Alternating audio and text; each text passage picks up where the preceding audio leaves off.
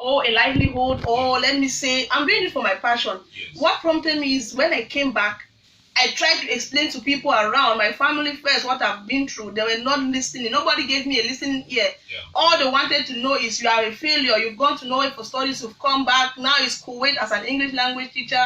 You've come back after ending up being a housemaid. So I said that since my family does not believe in me, which are the most closest people they will believe in me, Yeah. I decided to embark on this journey as a passion and as part of my healing process. Okay. Because I went through a lot in Kuwait that I needed to heal. By healing, I think when you talk constantly, it becomes something common to you. Okay. So one, as my healing process, and secondly, as to tell my community about human trafficking. Yeah. So we started by going into the hinterland. We went to a Kumbe, big Kumbe, Konye, Etam, Turikona Park. So many were in Kumba churches just to make people, just to shout to people here to know that human trafficking exists. It's not greener that way as we think about it. You seem to be very comfortable going on this maybe tedious or challenging program or project to fight against what is considered human abuse, human right abuse, human trafficking, and the rest. I want to begin by asking you whether you have some challenges that you are facing. Anyway, but before we get to the challenges, I see some beautiful ladies with you in the studio. We are going to get to them before I will come back to you to get some of the challenges. So, Madam, you're highly welcome to the program on the Ocean City Radio. May we know your name? I'm called Fonso Yvette. Okay, Fonso Yvette. How did you actually get, maybe know Madam Awa Francis? First of all, she's my big sister in the quarters. Okay. But somebody introduced me to her, told me she was into, she was doing network trafficking. Yeah. Yeah, that she had a program. Okay. So from there, I contacted her. Okay. When I came back, because I have been trafficked too. Oh, you were actually trafficked? Yeah, I have been which trafficked country? In Kuwait. In Kuwait. To be precise. Oh, okay. But can you briefly tell us your experience in Kuwait? Well, when I got to Kuwait, when I arrived, I was like, okay. I was so happy that I got to Kuwait because it was a beautiful place, first of all. But when I arrived, the first thing they did to me was that they took away my passport, which that made me to be so angry because that is like seizing my freedom. Yeah. They took away my passport, took me to an office, and after that, I was taken to the house, my employee's house, where I was taken to start working. There I started working. The woman was, in short, there women control a lot. They will beat me up, slap me to an extent that she will even look at me and tell me that my breasts were still standing and she's afraid that maybe her husband will be looking at my breast. She will tell me to walk, you walk and sleep for 3 hours daily. It was really a traumatizing situation. Okay. So anyway, I will come back to you to find out how you came back. But before finding out that, I'm sure today the trauma is not there again. I'm sure you're preaching the good news to the population that you are a survivor and trying to discourage that issue of human trafficking. Yeah, that is why I came back and I'm working hand in hand with her because I want to let people know that trafficking does exist. Okay. And I have really made up my mind that I'm going to enlighten others so that they won't fall into the same situation. Okay. Now, I see another beautiful young lady in the studio. You are highly welcome to Ocean City Radio, Kumba. Thank you. Yeah. May we know your name and maybe how you got to know Madam Francis with the survivors team? May we know your name? I'm called Eni Mediki Sali Mbone. Okay. And how I came to know Survivors Network. My younger brother met her at a store and overheard her talking about the organization. Okay. So he came back to me and informed me that this is what is going on. Since I'm also a survivor, I just came back from it just 5 months ago. I decided to come in to meet her. So I contacted her on Facebook. Got her number and met her. So, which country were you traveling to? I was also in Kuwait. In Kuwait? Yeah. before I come back to you, Madam Transina Muni is as if there's something about this country, Kuwait, because sometimes when people hear about Kuwait, they feel stigmatized. Is there something that I, as a journalist, I don't know about Kuwait? Something that you as a journalist will need to know is what is pushing them to Kuwait. Okay. Yes. What is pushing them? And what is that? Because she just came back 5 months ago, Yeah. and I've been doing this since August 2015 when I returned back home. Okay. One way or the other, she could have heard, but I will not say she heard actually. She has not heard about what we've been doing, because we really need more to do what we need to do. Okay. We have been sensitizing, we have been creating awareness, but maybe she was not to our reach, or she was somewhere we cannot access. Yeah. And what is so peculiar about Kuwait is that you spend little or nothing to go there. Okay. With just your passport and your good medical results, you are good to go. Okay. Sometimes those traffickers will not take anything from you. Yeah. Sometimes they will take even 1,500,000 francs. Yeah. But when they don't take anything from you, they have their own cut. You know, trafficking is something that happens in a chain. Yeah. One person cannot be a trafficker. At least 2 or 3 persons and above. Yeah. It works in a community. Okay. So it's a chain of, it's a network. Yeah. When they don't take anything from you, the person there, when you arrive Kuwait and you're medically okay, you're fit to work, they send him his own cut.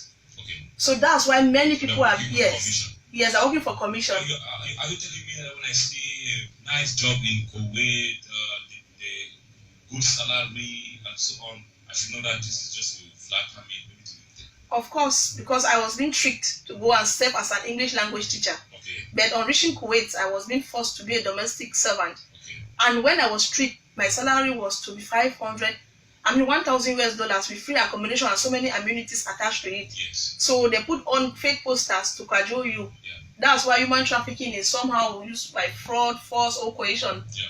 That's how the definition goes. Those are the words involved in the definition, and all happens when it's being done in the practical world. Okay, so now let me come back to my sister. How was your experience? Just brief. My experience was like very terrible. Okay. It felt like I was in hell itself, because I was promised to go there and teach. Yeah. That when I get there, I will spend 2 months in a house to study their language before teaching. Yeah.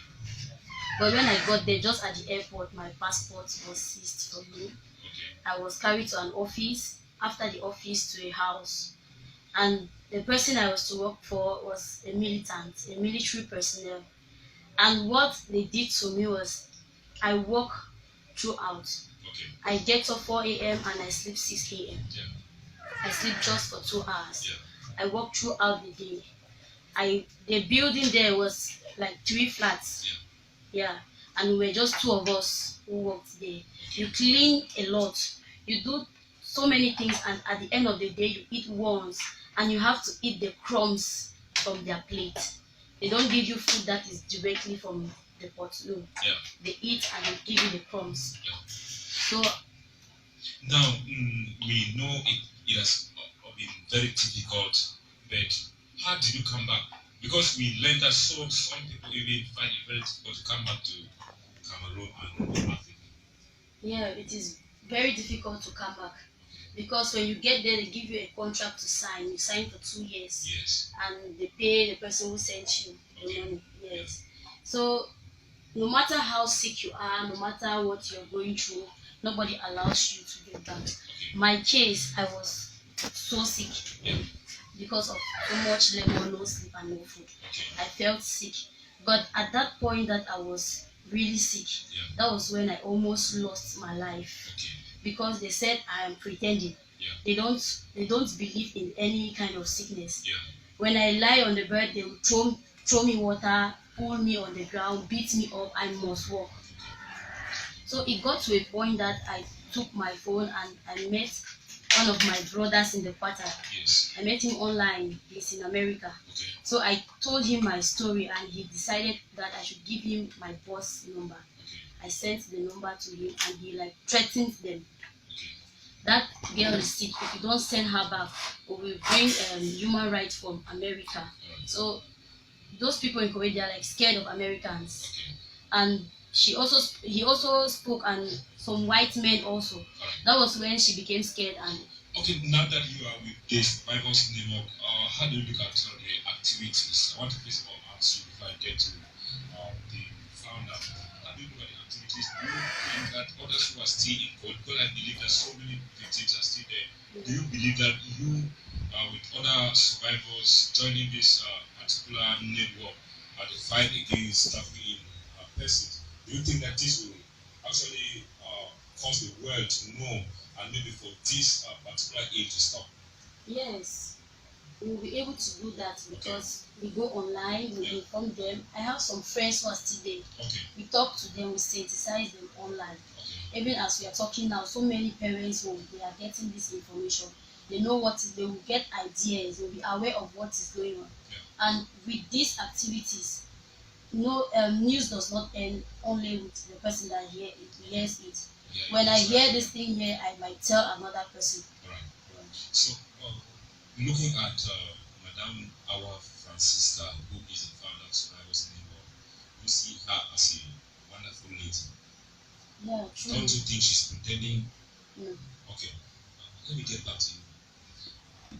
The same question I'm asking, and I'm sure you somebody shows that you are okay with them. But one thing I would like to find out is how committed are you maybe on daily basis? Do you have a program maybe go out, you sensitize people against going to Kuwait and other places, or do you just wait for people when they get there, the wait start fighting for them to come out?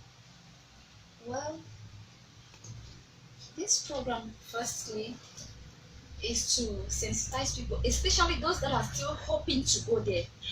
We are trying to let them know that if you've not gone to somewhere, then you don't know what is really happening there. Okay. Like the other day, I went to a friend's place. Yeah. Then a man came in and he was like, "I have 2 girls that are in Kuwait, and they are telling me that they are so okay." That is a lie. It's a big lie. When you're there, that's where you know what is happening. I have been there, I saw other girls. All of us almost have the same story. Yeah. So many of them. Some will only encourage you to go there because they know the income that they are going to receive. Yeah, the commission that they are going to receive. So we are doing all this and we are bent on doing this because we don't want others to repeat the same mistake that we did. Because I assume that it was a mistake and I don't want that any other person will ever step his or her feet there in Kuwait. All right. Now, let me come back to you, Madam. We are celebrating the International Day of Fight Against Trafficking Persons, which is coming, I think, next week. What is the date again? It's actually on the 30th of July. Okay, now in Kumba Division, where are you going to carry on the activity? Mr. Thankful, before I will put a point to that, which is one of our most events at hand, I want to shine light on what my sister Yvette just said. We don't fight human trafficking because people have gone to Kuwait. Human trafficking exists everywhere. We have a situation in Cameroon. I'm not a politician. Many people are sending their children out of where we are for safety, for education, and whatsoever. My dear brother, try to take a trip to Douala or Yaoundé. You will see what children are doing. They have been turned to hawkers. Those are child laborers. You live with your sister at home. You don't give that your sister a breathing space. Or you work with like Yvette and Sally I'm working with. They work and work and work. Even as volunteer, I know they will need a stipend. So human trafficking exists everywhere, everywhere. We are even trying to forget about the Kuwait thing because when we say that, people say, those Kuwait girls, they have come again. No. Look at yourself. If you are a mother, if you are a parent, living with any child, with their own children amongst them, they are not equally treated. You take a visit one day to where your child is, you will be surprised. Your child will be washing plates behind, or your child have gone out in the hot sun on the street to hug groundnuts or plantain or boiled maize. That your sister's child is sitting there watching TV very comfortable on the sofa. That was just a light I want to shine onto what Yvette said and your question. Human trafficking is everywhere. So back to the second question about what we planned for the day, 30th of July is a Tuesday. We are working this time with kids. We have been doing it a lot with women, with the community. We've been doing that a lot. We've been to Douala, we trained 50 women, the vulnerable women, they came right from Susa, the Mongo subdivision around those areas, and we didn't only train them. It was a 2 days massive human trafficking awareness workshop. Yes. We train them. We created awareness about human trafficking because since they are new in those areas that they've run to for safety, they are vulnerable to human traffickers in the form of lover boy. See this young girl, she's very beautiful. She needs oil, she needs shampoo for her hair. Let me just chat her. Her main aim is not loving you. Her main aim is to get what he wants, sex. So we did that in Douala. Recently in May, we just did it in Kumba. Recently in April, we did it with some partners from Australia. We are doing a lot, but this time around, we want to shine the light to children. Those children will one day grow up to be adults. So if they are aware at this tender age, they will be on the watch for traffickers, kidnappers.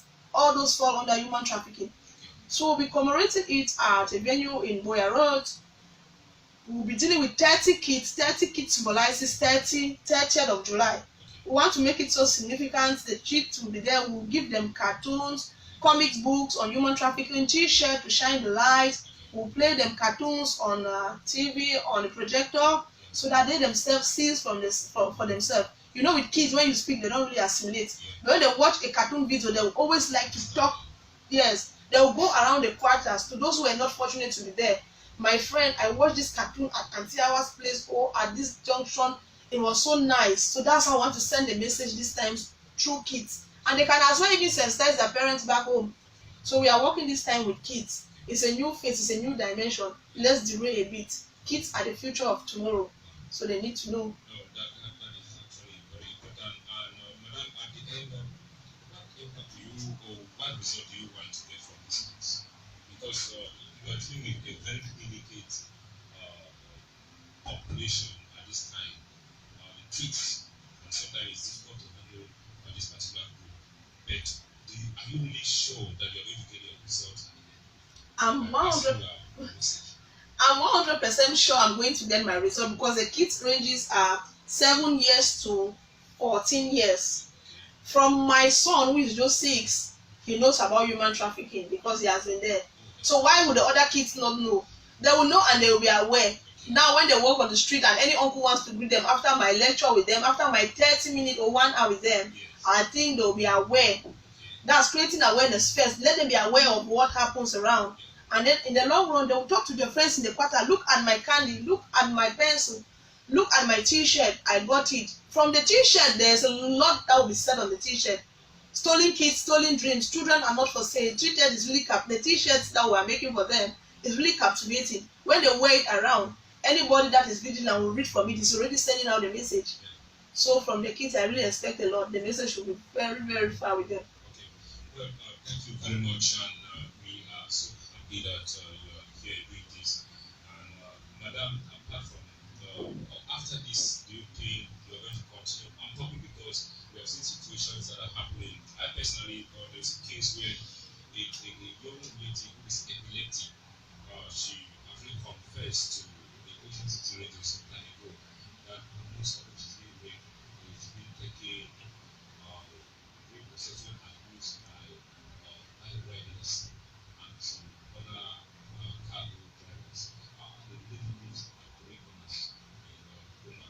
And I want to find out situations like this because we have seen one of these situations where many people believe me as investigating as my profession is.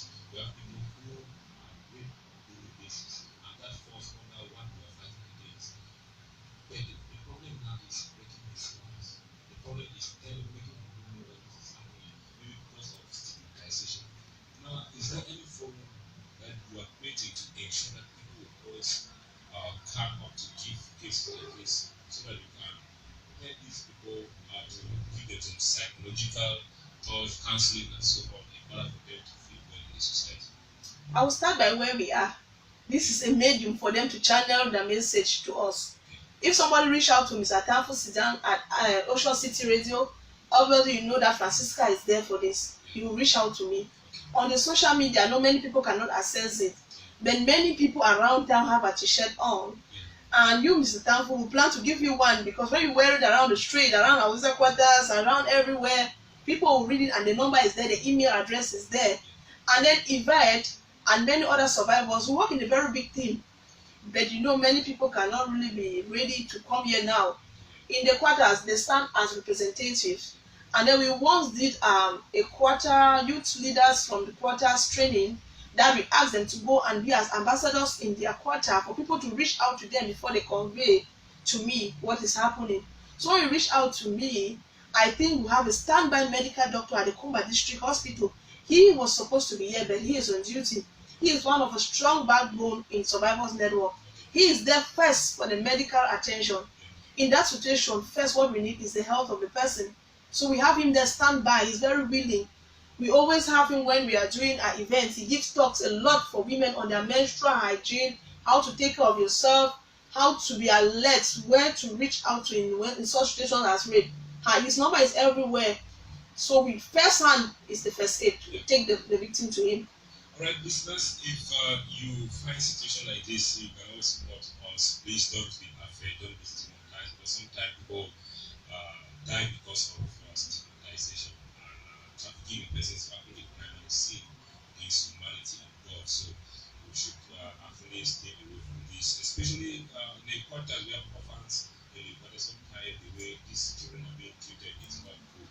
Even in families, we have domestic violence at the level of the man and the wife, and that is equally something that you discourage people and many others. So we thank you so much and we wish you the best on that day. But before we begin, we just get last words from our sisters.